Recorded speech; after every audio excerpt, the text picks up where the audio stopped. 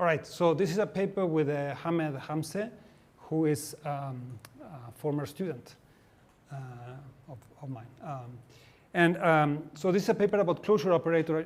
I should say this is not a paper with particularly sort of deep theorems or anything like that. It's a very, very simple paper where we have some nice results which are not ours.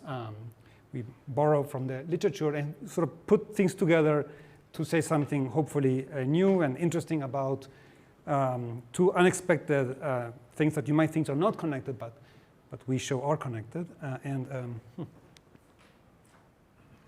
Do you know how I can make it advance? Can you go in the same presenter mode? Will it? I tried, but it didn't. Okay. I tried.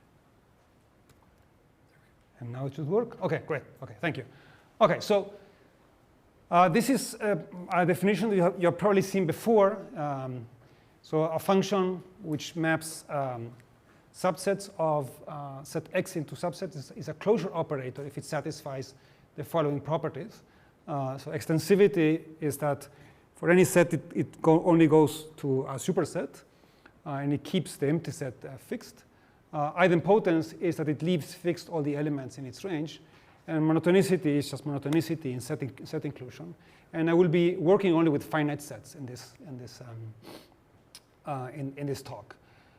So closure operators are a useful way of talking about closed sets. And closed sets are interesting for us because they are a way of talking about when two sets are in some sense equivalent.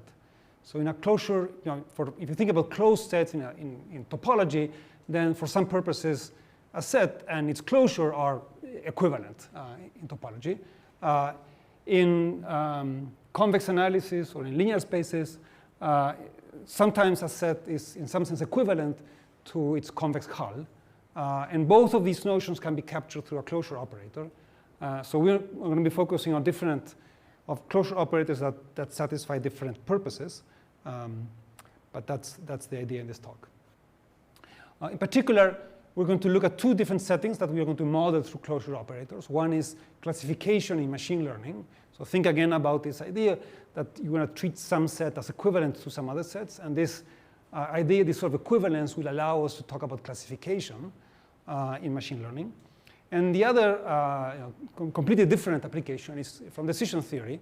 So we're going to use this idea to look at choice over menus. And if you haven't seen this before, it might be surprising. I'll show you in a moment what I mean.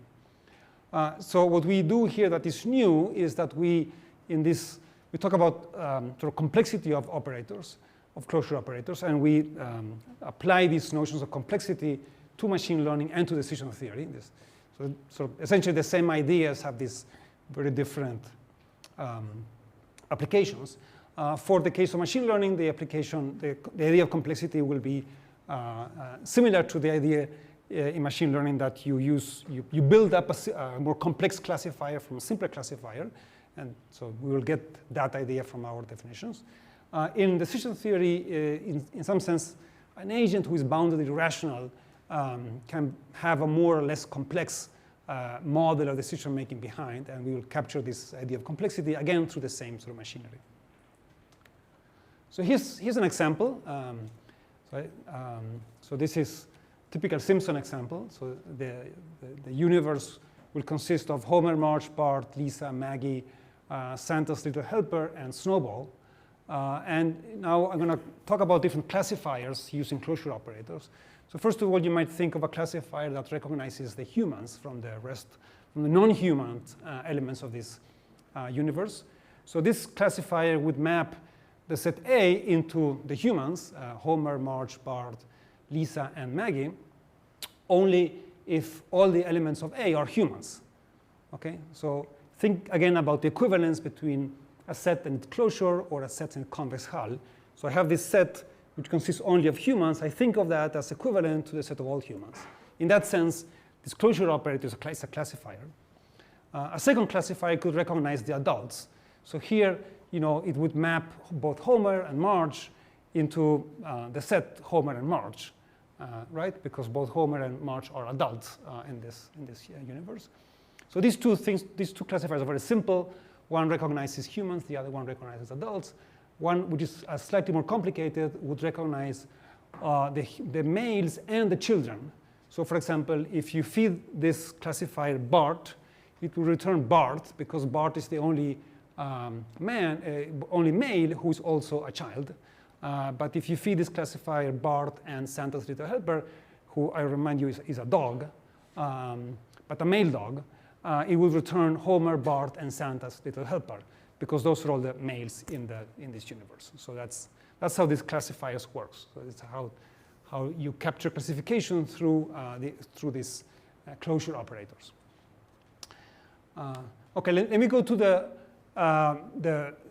decision theoretic application. So this is using the model of choice over menus, which was introduced by Krebs in a very famous, very beautiful paper in '79. So this is the first time that we borrow from some very nice work that has been done in the past.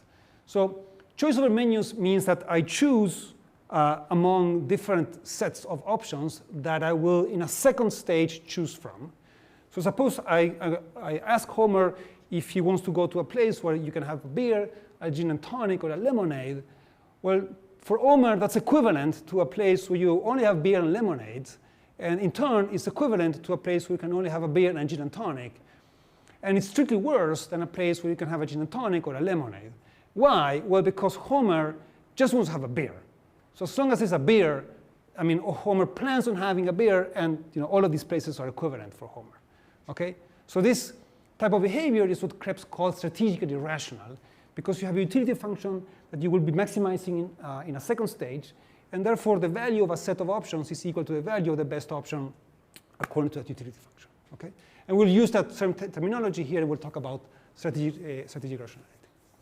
Now, Marge, instead, she actually strictly prefers a place which offers both gin and tonic and lemonade, because she's not sure if she wants a beer or a lemonade or a gin and tonic. She's uncertain what she will ultimately consume from this set.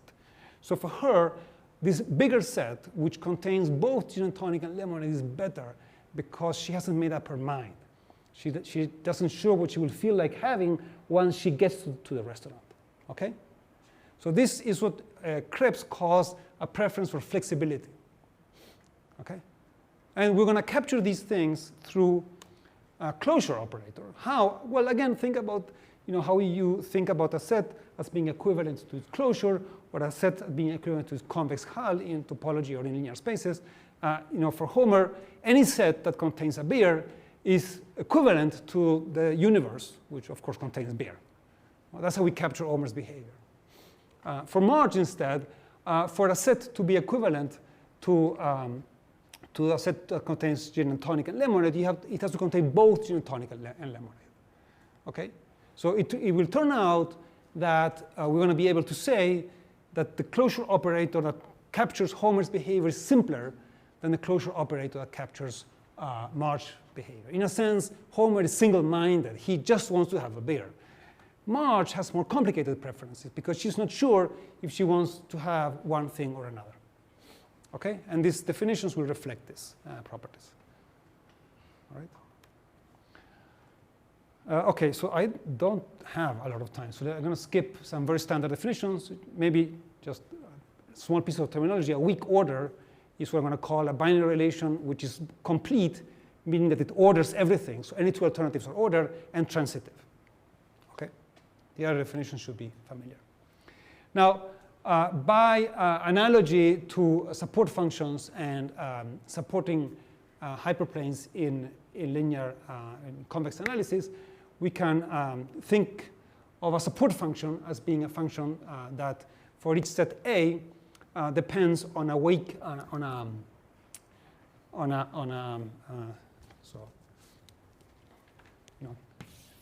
so in a convex analysis, if you give me a direction, then the support function of the set A will be the best I can go in that direction. So here, by analogy, for any weak order, I'm gonna take the best I can go in that weak order in that set A, and I'm gonna call this the support function. So this is analogous to what happens in convex. And then similarly, if you once you have your supporting hyperplane convex analysis, you look at the resulting half space, then you can just have an analogous idea in this finite set X by sort of treating the weak order in the same way that you would treat the dual in the case of linear spaces. So these are just basic definitions. Now we said that a set A is closed if it is in the image of F for a closure operator. And then the set of all the closed sets, we call it a topology. Okay? So why are we justified in doing that? Well, because of this lemma, which is well known, which says that the set of closed sets, as I just defined, is closed on the intersection. It contains the empty set and all the set. And indeed, it's actually a lattice. And then, conversely, any family of subsets that has these properties can be represented through a closure operator. So this is a well-known result from this sort of discrete geometry literature. Let me skip these trivial examples, and let me go to these examples which are more useful for what I'm going to talk about. So a binary classifier is a closure operator that just distinguishes the set C. So it's going to return the empty set for the empty set. It's going to return C for any set A which is non-empty and contained in C, and otherwise it will return the universe. Okay, so this is like the adults example in the Simpsons case. Right? It just recognizes one concept, and that's why we call it binary classifier.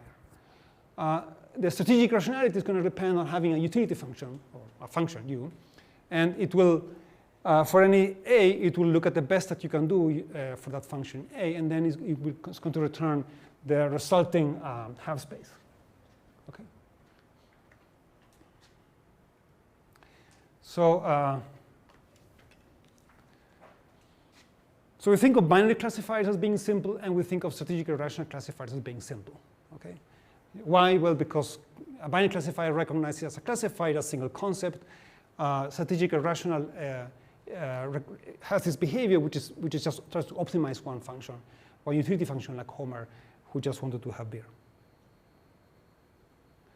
So sort of a key sort of ingredient into our analysis is this result, which is not ours.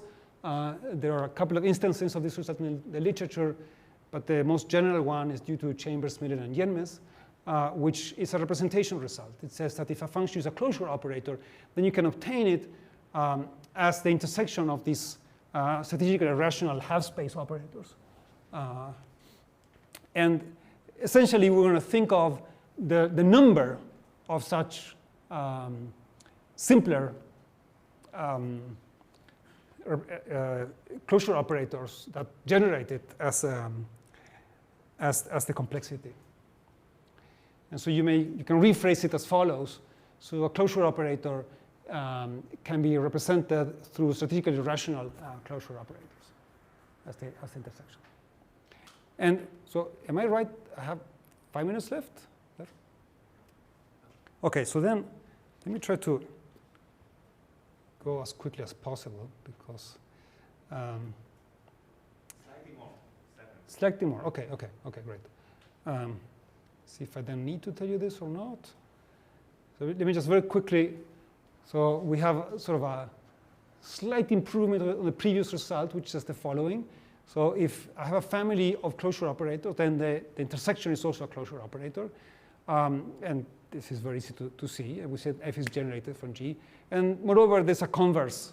So if F and these G's are closure operators, then F is generated from these G's if and only if the topologies of the G's are contained in the topology for S. And moreover, there's a separation kind of property, so that if A is in the topology for F and X is not in A, then I can use one of the G's to separate this A from X. So this motivates, hopefully, the idea that you can say one operator is more complex than another if it induces a larger topology. Okay? So this is sort of, we think, kind of uncontroversial definition, but of course it's very coarse. It doesn't compare all the operators. So instead, we look at these two cardinal measures. So we look at the minimum number of weak orders that you need in order to generate an operator. And we know that there is a representation in terms of weak orders from the previous theorem. And you can similarly show that this representation using binary classifiers. So the minimum number of binary classifiers you need to represent a closure operator is another measure of the complexity of the operator. So these are the two measures that we use. Yeah, so let me just try to go to the result as quickly as possible. Right, so we have this simple result about these two numbers. So for any closure operator, the minimum number of weak orders is equal to the width of the element P of f, which are all the elements of a topology that can't be generated as the intersection of other closed sets in the topology. Okay, so the width of this is the largest size of an antichain in P of f. So that turns out to be the minimum number of weak orders that you need in order to generate a closure operator. And then if you take out the empty set in X, then the cardinality of the resulting set is actually the minimum number of binary classifiers. Okay. And then let me, let me just show you the application to decision theory. This is, after all, the decision theory session. So the decision theory model requires the following. So you have a preference relation over a subset of X. So this is choice over menus. So this preference relation reflects how I choose among different menus that consist of element of X. And there are these two axioms, which are not ours, but they are due to Krebs in '79. So one is the desire for flexibility, meaning that if you enlarge the menu, then you can't be worse off. Okay, but you might be strictly better off, which is, for example, what happens with March.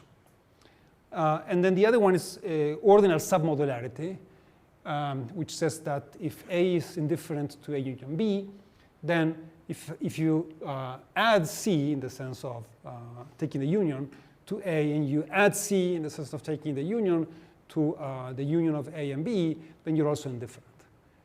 Okay, so if you know the help that C gives to A and the help that C gives to A union B is the same. Now, there are two ways of using this closure operator machinery in this model. The first is to take the preference and define from it the closure operator by taking the union over all the B's that if I add them to A, I am indifferent between A and B. And this is sort of expanding A in a way that leaves always the agent indifferent. And under the, sorry, I'm missing something. Okay, slides are in wrong order. But under the axioms, you can prove that this definition gives you a closure operator. I'm missing one definition. There's a reason why they're in this order. Okay, so we say that a closure operator respects a preference if A is indifferent to f of A. Okay, and indeed, if I proceed as before, then I will get a closure operator that respects a preference. Okay, and then it will interact correctly with the preference in a sense as if A is indifferent to A union. Okay, now I am really out of time. Anyway, so there are two ways to do this. You can go from the preference, define the closure operator using the axioms. You will get a well-defined closure operator. The other way of doing it is that you have these preferences, and you have some other closure operator, and then you say, you impose as an axiom that the preference respects the closure operator. Okay, and this is the route in this very well-known paper by Echenique and Echenique, who did this for the convex hull operator. They said that a menu is equivalent to its convex hull. Okay, so if you proceed the first way, then we can prove a result which is analogous to Krebs' result. So we get under the axioms that there is a utility function and a state space, and you get the state space from the topology that's associated to the closure operator, and then this state space captures the uncertainty that March has about whether she likes a gin and tonic or she likes a lemonade. And our results calculate how big of a state space you need. Okay, so in a sense, how many states do you need in order to represent this ambiguity in Marge's behavior. And then if you proceed in the other way, in the Echenique way instead, then you start from this operator, which plays the role of the convex Hull operator, and you get a representation which is sort of the same spirit, although some differences. And again, you can use our result to calculate the size of the state space that you need in order to represent the agent's behavior. And now I think I'm out of time, so I should stop here. So thank you.